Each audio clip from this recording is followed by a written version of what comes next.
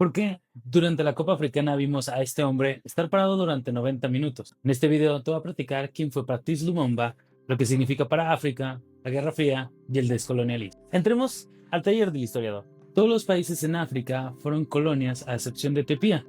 Ya sea Francia, Inglaterra, Alemania, incluso Bélgica o Holanda, tuvieron posesiones en el continente africano durante el siglo XVII, XVIII y XIX. En todos hubo horrores, pero en el Congo esto se llevó a un nuevo nivel.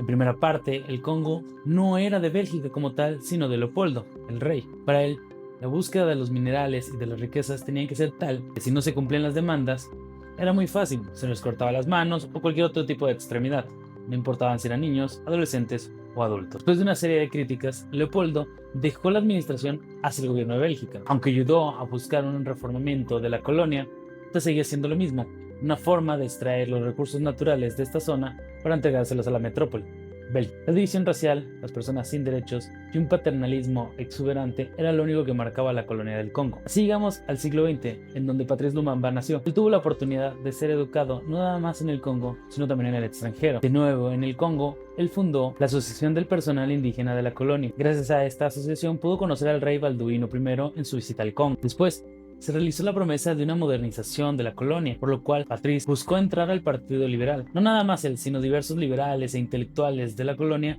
estaban interesados en este beneficio, buscando una mayor autonomía. Dentro de este partido pudo viajar directamente a Bélgica, pero vio cómo se encontraba el racismo incrustado en el gobierno. Entendía como las personas civilizadas, aquellos europeos, pero unos bárbaros, unos incivilizados, aquel que no lo fuera, entre ellos los africanos. Así, en 1958, Patrice Lumumba creó el Movimiento Nacional Congolés, una asociación que buscaba la independencia del territorio. Pudo llegar a la Conferencia Panafricana, en donde conoció dos figuras claves: Frantz Fanon, intelectual importante sobre el movimiento descolonial, así como el líder ganés Kwame Nkrumah. Esto le reforzó las ideas panafricanistas, una unidad independiente al dominio europeo, en donde las diversas tribus, países y colonias del África pudieran decidir sus destinos completamente. Conforme fueron avanzando tanto los años de estudio, de aplicaciones, así como dentro del gobierno, Patrice Lumumba tenía la idea de un Congo independiente. Ya sea que se presentara en un foro, ya sea que platicara con algunos intelectuales, la idea era clara: el Congo tendría que ser independiente para poder tomar las riendas de su destino y poder crear un buen futuro para sus habitantes. Esta no era una idea únicamente de él.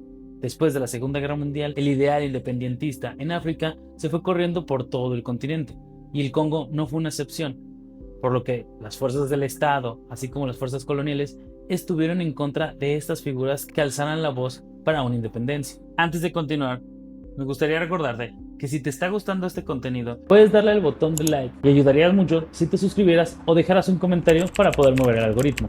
Así, en 1960 fue capturado y encarcelado bajo conceptos de corrupción, pero su condena solamente duró unos cuantos días, pues después fue liberado. Al final de ese verano de 1960, Bélgica concede la independencia. Esto bajo una condición muy importante: toda la deuda externa que tenía Bélgica tendría que pasar al país congolés. Sí, la deuda que había generado la metrópoli a partir de los recursos que había extraído de su colonia y todos los avances que habían tenido gracias a estos préstamos, se entregaron directamente al Congo. El Congo tenía que pagar por todos los beneficios de una élite que solamente vivía en un continente separado. Con esta carga, el Congo iniciaría su travesía independiente con un serio retraso económico, ya que para cualquier país es importante sus finanzas, no solamente las riquezas que tienen en el suelo, sino lo que están generando actualmente, y a partir de eso poder construir infraestructura, beneficios, servicios, etc. El Congo empezaría esta aventura independiente también sin una estructura clara de gobierno.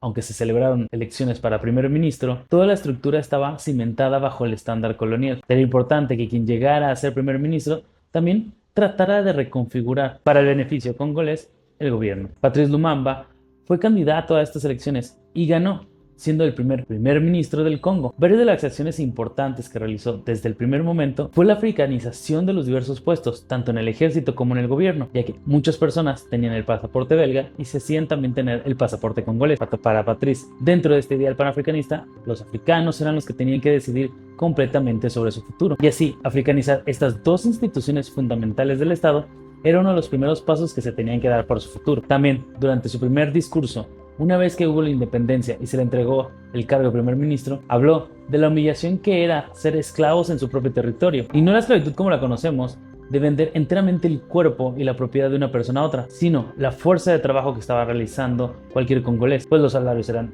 ínfimos, la deuda era gigantesca y lo único que se extraía era fuerza y mineral. Las diversas personas que venían de la metrópoli estaban asustadas, estaban enfrente de un giro anticolonialista que no les iba a gustar. África tuvo un gran movimiento independentista, no solamente el Congo.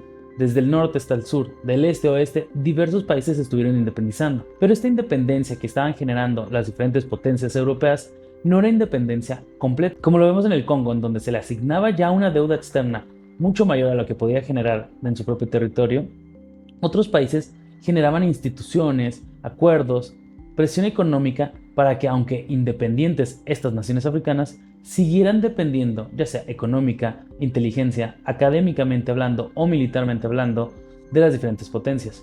Uno de los casos más emblemáticos y que hasta el día de hoy, 2026, se puede seguir contando, es de las posesiones francesas en África. Todavía mantienen bases militares, apoyo de inteligencia, así como diversas monedas acuñadas desde París. No solamente eso, sino que diversos acuerdos comerciales se dan en favor de la metrópoli. Por ejemplo, no puedes vender tu recurso natural principal de tu país a otros países, sino primero vendérselos a la metrópoli a un precio menor del mercado, condicionando toda tu infraestructura para un negocio que no te va a dejar ingresos para tu sociedad. Aunque el Congo buscó ser un país anticolonial, había otras élites que estaban buscando regresar a un status quo similar, en el cual tener ciertos beneficios y poder vender los minerales, la mano de obra y cualquier otro aspecto que le pudieran dar ese poder. Así, la región de Katanga fue muy importante.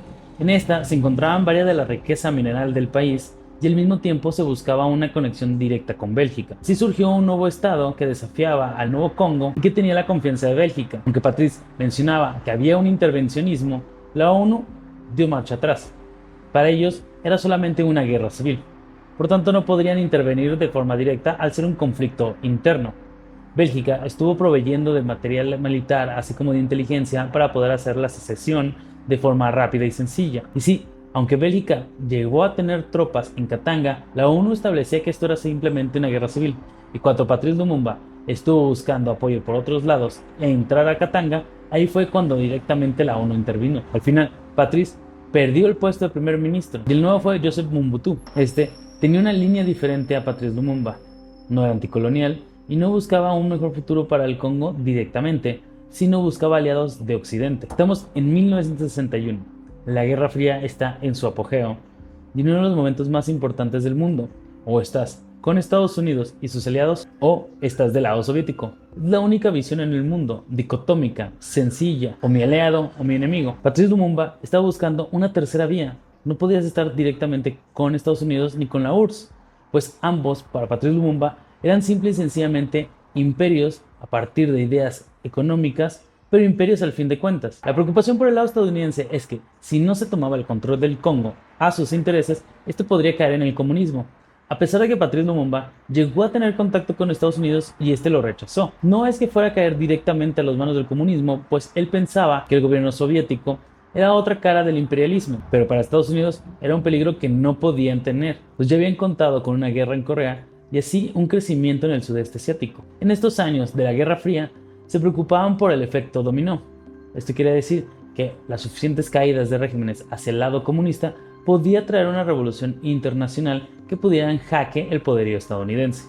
Así que era necesario cortar directamente cualquier indicio de irse por el camino comunista. Mobutu, con la autorización de Bélgica, pudo capturar a Patrice Lumumba en un marco de cuidar al ex primer ministro, pues todavía era una figura muy importante en el Congo y la guerra contra Katanga todavía estaba en curso. Por desgracia, la fachada cayó y Mobutu entregó a la región de Katanga a Patrice Lumumba, quien fue torturado y asesinado en el acto. Desgraciadamente, sus restos fueron enterrados en una fosa común. Después fue exhumado, desmembrado su cuerpo y meterlo en una olla con ácido.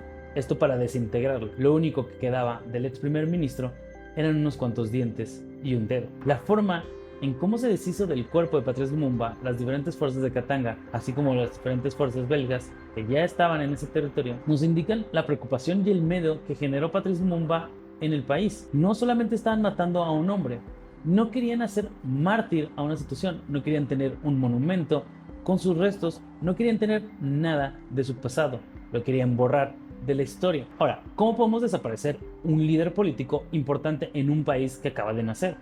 Lo podemos ver en diferentes países que han tenido sus figuras históricas, populares o políticas y son evidentemente famosas por donde se para. Lo primero fue que Mobutu mencionó que se le había capturado. En segundo lugar, se mencionó que ya estaba en una cárcel, todo esto con diferentes días de diferencia. Después de dar la segunda noticia, se mencionó ya por tercera vez a Patrice Lumumba, 2 semanas después de su desaparición, mencionando que aunque estaba en la cárcel, había generado un intento de huida, y dentro de esta huida había amenazado y por último se le tuvo que responder con balazos. No se presentó el cuerpo, no se presentó más evidencia, más que los comunicados. La muerte de Patrice Lumumba dejó una marca muy importante, pues rápidamente se convirtió en un mártir, una persona con unos ideales francamente claros que buscaba el beneficio de la mayoría de los congoleños. Pero esto no quedó aquí, porque si oficialmente sabemos que fue asesinado por un tiroteo, ¿cómo es que sabemos actualmente que Patrice Lumumba sufrió este terrible fin? Si en los 60 fue muerto de esta forma Patrice Lumumba, tardaríamos casi 40 años en saber el verdadero destino. Hacia finales del siglo XX se descubrieron ciertas cartas en donde se explicaba la situación. Esto era del exoficial Gerard Surté, en donde mencionaba que él fue partícipe de los eventos el día del asesinato de Patrice Lumumba. Ya durante el año 2000 dio un par de entrevistas en donde mencionaba que sí, efectivamente, él había sido partícipe de un equipo belga dentro de la región de Katanga para poder matar a Patrice Lumumba, confirmando el asesinato, la tortura, el desmembramiento, así como la introducción de su cuerpo en ácido para desintegrarlo. Mencionó que había un diente de oro que se había quedado. No fue sino hasta el 2002, 2 años después de estas declaraciones, que el gobierno de Bélgica pidió perdón sobre estos crímenes en contra de Patrice Lumumba. Bélgica y Katanga habían confabulado para poder deshacerse de uno de los principales enemigos del status quo belga dentro de África. Pero ahí no queda la historia, pues aunque en el 2002 Bélgica pidió perdón y mencionó todo lo que había pasado, no fue sino hasta el 2020, y a petición de una de las hijas de Patrice Lumumba, que se pudieron trasladar los restos de Patrice Lumumba al Congo. Porque sí, el diente de oro, lo único que se tiene de Patrice Lumumba después de su muerte, todavía estaba en territorio belga. No se le había hecho un funeral a pesar de que durante 20 años se sabía qué había pasado con ellos. Y sí, el 2020 es un año muy importante. Creo que todos sabemos qué estaba pasando en ese entonces. Por lo que sí, aunque en el 2020 se inició el procedimiento para regresar el diente de oro al Congo, no fue sino hasta el 2022 que en verdad pasó. Y en una ceremonia se le rindió homenaje al primer ministro del Congo, Patrice Lumumba, una persona que vio en el primer mundo no solamente la fachada, sino la infraestructura que tiene que tener para poder ser civilizado. El racismo, el extractivismo y el machismo. No compartió el camino hacia el capitalismo o hacia el comunismo, sino una vía alterna, una tercera vía, que buscaba que el Congo llegara a un mejor futuro. Esta no fue una muerte en contra del comunismo o en contra de lo subversivo. Esta fue una muerte en contra de la libertad. En general, han pasado más de 60 años desde el asesinato de Patrice Lumumba, pero su figura es fundamental dentro de los grandes ideales del siglo XX africano: anticolonialismo, antiimperialismo y panafricanismo. Movimientos que hasta hoy, en pleno siglo XXI, siguen buscando un lugar en todo el continente africano. ¿Ya conocías la figura de Patrice Lumumba? Déjame en comentarios si hay alguna otra personalidad de la que debemos de hablar. Así a más personas le podrán salir este contenido. Muchas gracias. Nos vemos en un próximo video aquí en el Taller del Historiador.